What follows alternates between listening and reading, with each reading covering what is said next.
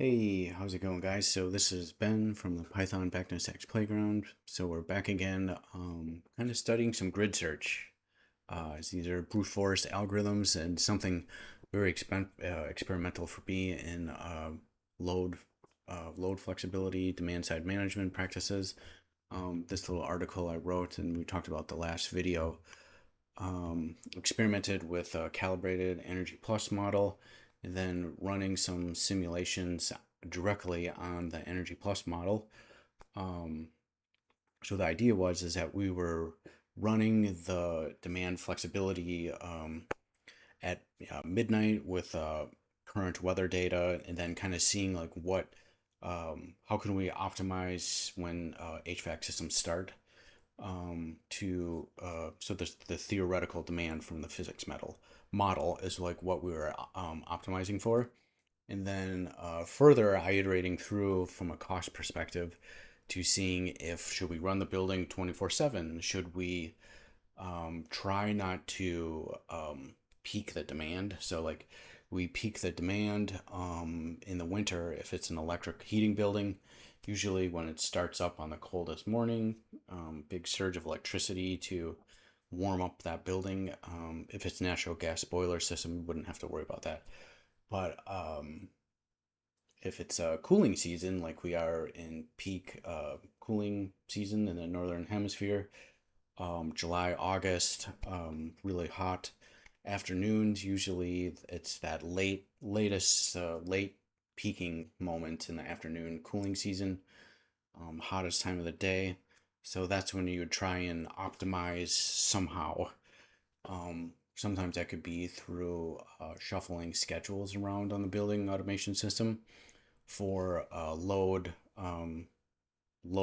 rolling or load flexibility, load shedding, continuous load management strategies. Um, yeah, there's a whole bunch of things to try, and some of it gets really complicated too. So some of that may be able to be modeled through Energy Plus physics simulations because it can handle hourly level simulations where it might be kind of accurate. Who knows how accurate they are though? Because like when you would have some kind of a simulation in the physics model, and then it may not directly get the same results in the real world, but it might be kind of close. Um, I have run into I have worked in research in grid flexibility and the grid interactive efficient building, the GEB building, where we were trying to do load shed, load shift, and the results that we were getting were not that good, not nearly what we thought we would get on the live HVAC system.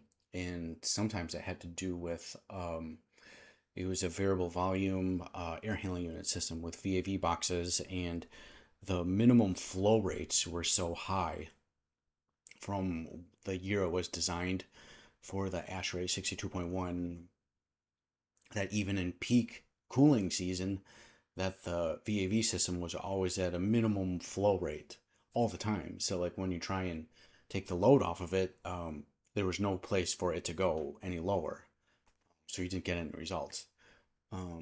So stuff like that. There'd be something in the real world that the model probably is not picking up perfectly unless someone is really doing fine tooth comb on that Energy Plus model to what is actually installed in programmed in the building automation system in the real world.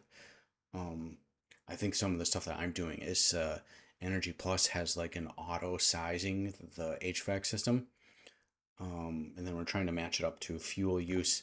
So like some of that stuff, if you're trying to do grid flexibility load stuff through Energy Plus model, and the HVAC system is auto sized in the Energy Plus world, you may not get direct apples to apples, grid flexibility thing. So there's probably tons of nuances about that.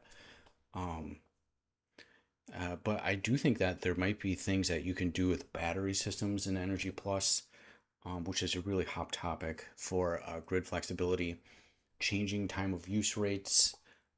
So the electrical usage is changing. The electrical cost per kilowatt hour is defined by the utility provider, and the IoT edge device can hit an API and pull that data down for the next 24 hours, maybe even more. What are the costs per hour, per kilowatt hour for electricity? So that is really cool. And you could pair that up with hourly weather data. And then you could start iterating through how much will it cost to run the cooling equipment really intense in the pre-occupancy time periods, and maybe you can load shift some of the electrical loads around, maybe. uh, and so yeah, there are some. And if there was a battery, what would be the most optimal time to charge it and dissipate it, if you're going from a cost perspective. um, Usually that would just always be in the middle of the night. But who knows? In some of these algorithms, like attempts to find that, I iterate across it, is what we're going for. Um, okay, so like this is the just kind of we've been working off this vibe code app 22.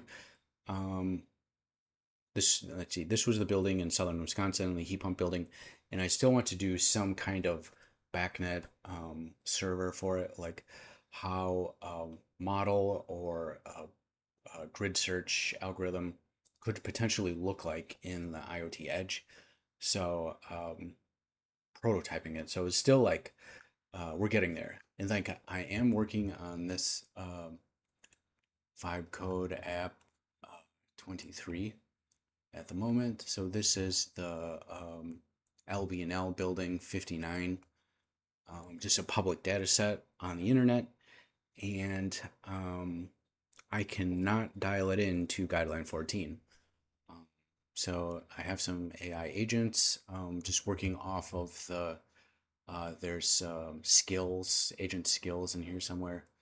Um, just lessons learned from the other Vibe Code apps. Yeah, it's here mapped. So it's there. I'm like grouping all of the AI agent skills. Um, so it's getting close, but it's not. There's some things missing. It's not.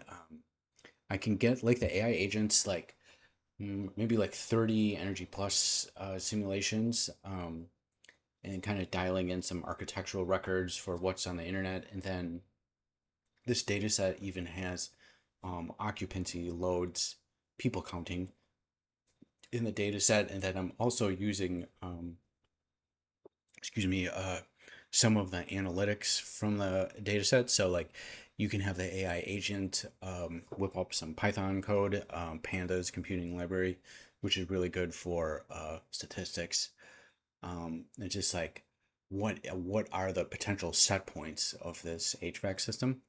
So I think there's 4 rooftop air handling unit systems, and then through taking when the fan is running, what are the average duct pressures, what are the temperatures, airflow rates, um, just some averages from just pulling it out of the data set and trying to have the AI agent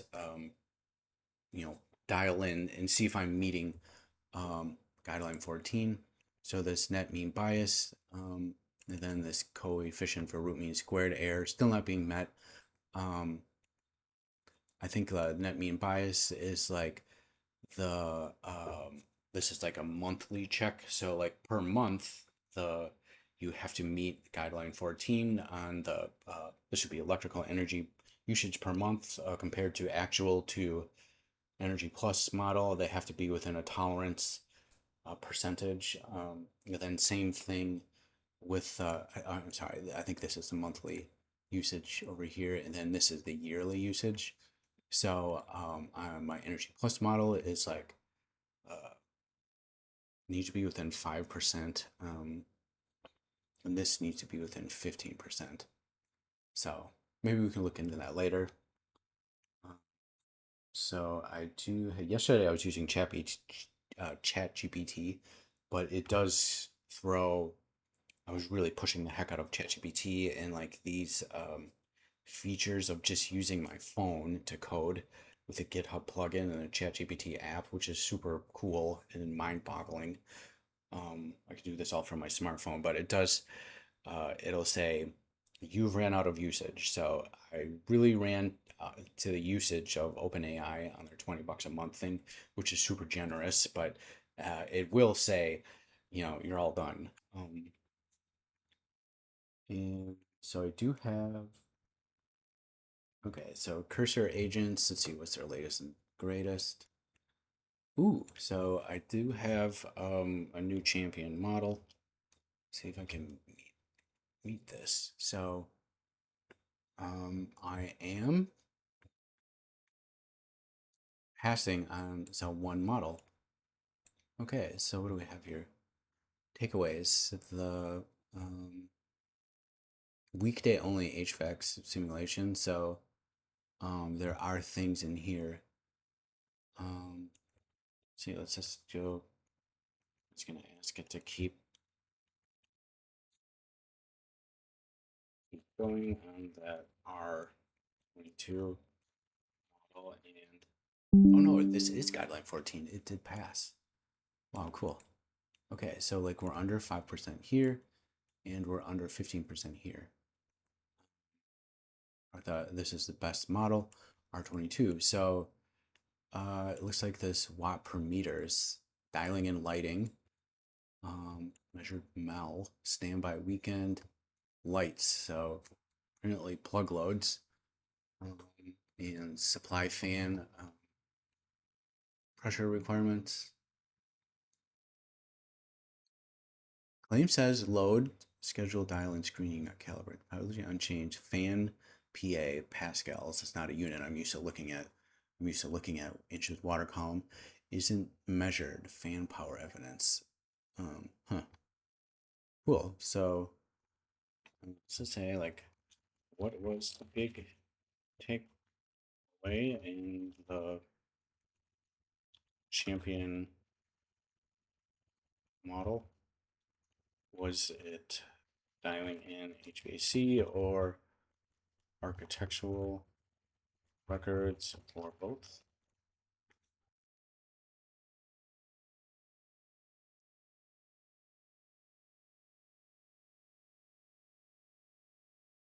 I do have some other things I want to look at a little bit, which is playing around with some of these algorithms for grid search. So we'll kind of get there. Okay, so all right, so internal loads, lighting, fan power sensitivity. Cool. Well, regardless, we have a model that met guideline 14 just by having AI agents trying a few things. I bet they did 100 Energy Plus simulations until they found it. So kind of cool. I think it's kind of cool. Okay, so let's just say, I'm just gonna say, and push to GitHub, please. Okay, so they'll commit, then push that to GitHub for me. Okay, so like we're in here, the Python BACnet Playground, Vibe Code App 23, and what I want to get into is a little bit of studying some of these grid search algorithms. So I had to come up with, just some lessons. I want to actually code a little bit of this by myself. Ways to download the data. I also had it made some couple Python scripts for creating CSV files of like the differences between the measured data analytics like we were talking about, and then the Energy Plus settings. So like if the system capacities aren't in the data, like you can only see set points, and if a fan is running at some pressure or air handling unit has a certain leaving temperature or chiller plant, you can see what potential set point is configured. So like that's what I have, the AI agents extracting the data and then trying and use some statistics averaging, just to guess at like the system, approximately maintains some leaving air temperature set point or pressure or something, or zone temperature set points, um, and then compare that to the energy plus settings. Cool ways to, so we're getting faster at finding the calibrated models. Okay, so like what I want to get into then, these lessons, grid search lessons. So I think it'd be kind of important just to study um, these algorithms. So it's just, I think it's some pretty basic computer science theory. Like it's nothing too terribly complicated. I think it's like for looping through data, nested for loops, probably some simple data structures, I think, um, which we have talked about a while ago on this YouTube channel. And so there's 10 mini lessons, kind of similar to the other stuff I had it make. A couple of them will use Energy Plus at the end. And then I want to do something more complicated using a battery system, BAS, and then also maybe some solar PV, just for learning the algorithm. So let's try this one first. So, okay, so grid search, let's see if we can code this. I have VS Code open here. I'm debating, I probably should just have this open on some, I might just open this in like a different directory. Just give me 1 second. I just gotta find a Python file.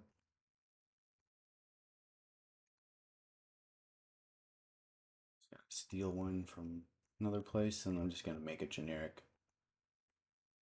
Oh,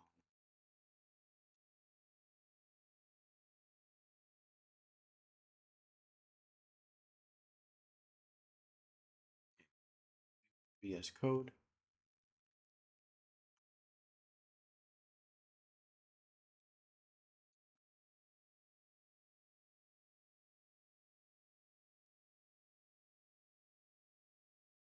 Okay, so I'm just gonna delete this. This is just like some junk directory, some Python file called testing.py. So let's just play around with it. Um, stuff. Okay, a grid search, lesson 1 of 10. Explain bounded grid search patterns for daily HVAC demand time management in plain English, pseudocode before any simulators run. By the end of the sketch, let's loop it on a whiteboard. Grid search does not mean optimize every continuous parameter. It means that would be like brute forcing through every potential uh, like action space. So like a zone temperature can, if you had the floating precision to a tenth of a degree, or a hundredth of a degree, if you're brute forcing through many different sensors to a hundredth of a degree, um, there would just be way too many sensing values to keep on iterating through, where you want to just pick and choose, maybe whole numbers that make sense from a mechanical standpoint, and then you can kind of search for this optimal value. Build a small human readable menu of daily packs, setback, recovery, lead, and maybe extension. Simulate each plan for one forecast day. Reject plans that fail. A readiness and comfort gate. Rank the survivors with transparent energy and demand objective. Keep baseline unless the candidate clearly wins. Energy process later. So another thing to mention, these lessons were all created with Cursor in the same format of our other Python lessons, and I still have yet to get to the lessons in Rust. I just haven't got there yet. So just keep that in mind if I didn't mention that before. These lessons are all created by AI as like some daily mini challenges to kind of really grasp how the algorithms work. Okay, how to read this pseudocode aloud. Map each line to a real building decision input. Tomorrow's outdoor weather forecast, baseline HVAC schedule, tariff sketch. Okay, so this is our algorithm input. Makes sense. This would be weather, schedules, tariff, electrical tariff, and then that could include time of use rates, menu, product, setbacks, recovery, extensions. So 40 possible options to choose. And then we would be for looping through these. So this is almost like a function, inputting a function. And for each candidate in menu, if that was a function, the schedule equals candidate to 15 minutes set points, whatever that means, time series. So it's just like, there would be some math in here, I bet, if not ready. Continue in a Python loop, and then rank. So it's just like what we were talking about before. This is a for loop. It's looping for 40 different options from here. And then just a check, calculate some score somehow.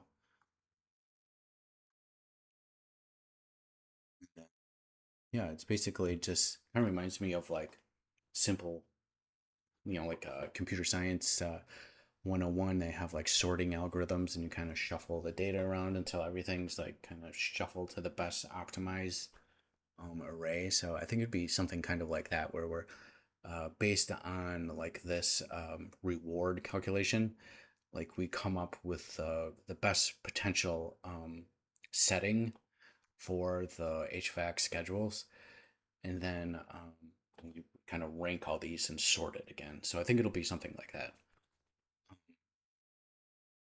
Why this matters. Operators will not trust a black box RL agent that mutates hundreds of knobs.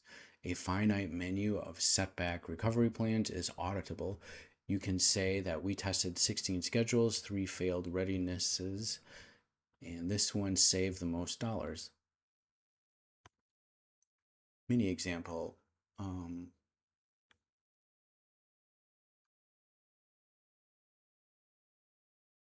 So like these mini examples would just be like what the Vibe Code App 22 is about, like this heat pump building, using we're trying to warm up the zone, and then this readiness ranking would be if the Energy Plus model showed that it basically the Energy Plus model outputted on that simulation that the zones were at temperature. And then we would rank these, sort that array. I think it'll get in some kind of like a array sorting, based on the lowest calculated electrical energy cost of kilowatt hour, and this would be electrical energy usage and electrical power usage based on the actual rate tariff. So we would basically back calculate the electrical charges for the building in real time based on simulated physics models calibrated to guideline 14. And then hopefully it would be really interesting. Even though it's calibrated to guideline 14, it could still be way off. And like the, if the building was up to temperature by some point in time, so I think the physics models are kind of like, I'd be really interested to know if like a building energy simulation expert, like how close these are to the actual real deal. Micro exercises, which I'll probably skip. Write pseudocode from memory on paper. Oh, we did that already. We just talked about it. List 3 reasons why a candidate might be inadmissible, even if it looks cheap. So the physics model could be wrong, which we just talked about. Okay, so a candidate would be the physics model might be inadmissible. So physics model is wrong. It doesn't meet the zone temperature requirements of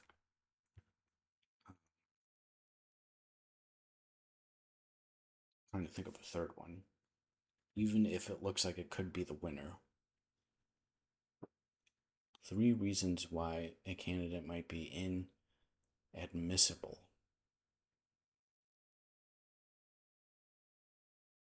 I'll have to think about what could be 3. Explain why baseline, explain why keep baseline unless candidate wins is safer than always publish argmin. Okay, so what did that say? Explain why keep baseline unless candidate wins is safer than always publish argmin. I think that's basically just stating like we absolutely have to have the zone temperatures up to temperature by the time the school starts, or scrap it, get it out of here, throw it away.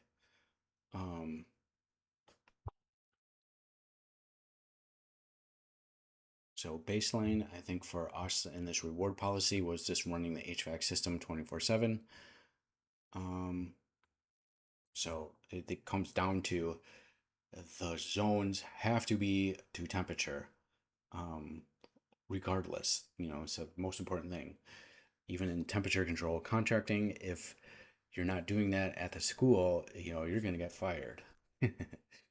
And the third, I'm trying to think, list 3 reasons why a candidate might be admissible even if it looks cheap. I think it just comes down to like this, there's wrong data, or it's not, bad physics model, or it's like, they're just really critical that the zone temperatures need to be at temperature. Key takeaway is a grid search chooses which understandable daily schedules to test, and the building model, either the toy or the Energy Plus, scores them. Readiness is a hard gate. Cost is only ranking, the survivors. That okay. So like tomorrow, let's get into day 2. Maybe we just look at this grid search with fake data, the toy model. Okay, so this is a little bit more complicated Python code using the Python standard library only.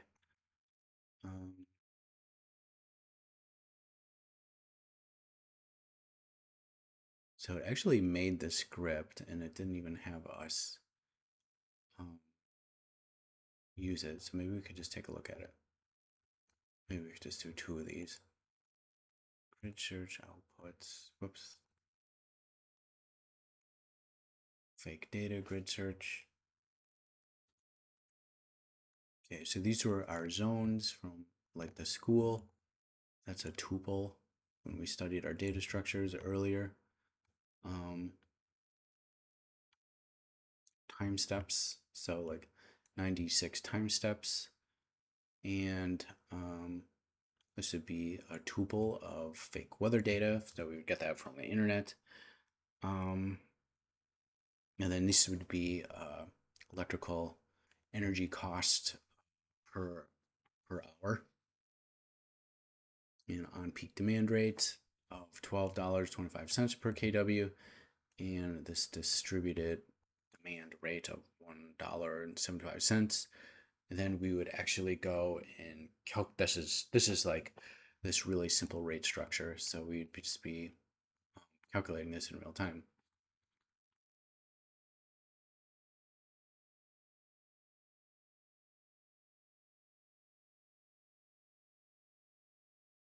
Maybe we could study this a little bit in real time, but it is actually just it's even coming up with a fake COP, coefficient of performance, for the heat pumps, and then coming up with like a fake kilowatt hour calculation. And what it's doing is just for looping through these calculating the power usage for these heat pump zones. It's kind of like a really smart optimal start. Just like the way that I'm looking at this, it's like a really smart optimal start that has electrical usage baked into it.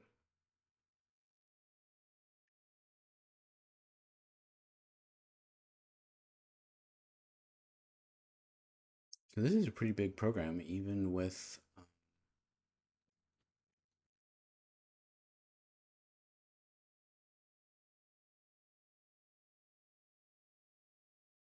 quite a few lines of code here. So like maybe we can even just run it.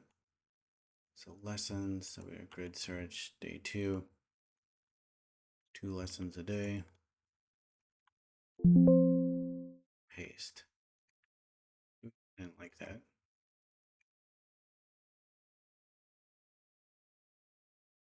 Okay, so maybe it gave me. Oh shoot, I know. I don't have access. Well, maybe we can just study this. I'm debating a little bit more tomorrow. Yeah, why not?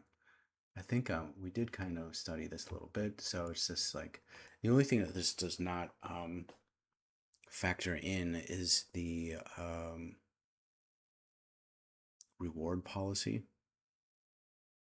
So like what vibe code app 22, we kind of had like some like very interesting reward policy of kind of pretending it's a human paycheck.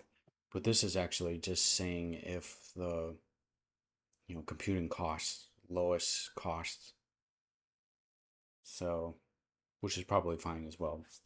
So kind of fun. Maybe we can just study the stuff in a little bit more depth, and then tomorrow let's try going through compute this number 2, which we just looked at, and then go into 3 and 4, which will actually call Energy Plus locally here on my computer. And I think some of these lessons will just use like the really basic Energy Plus files.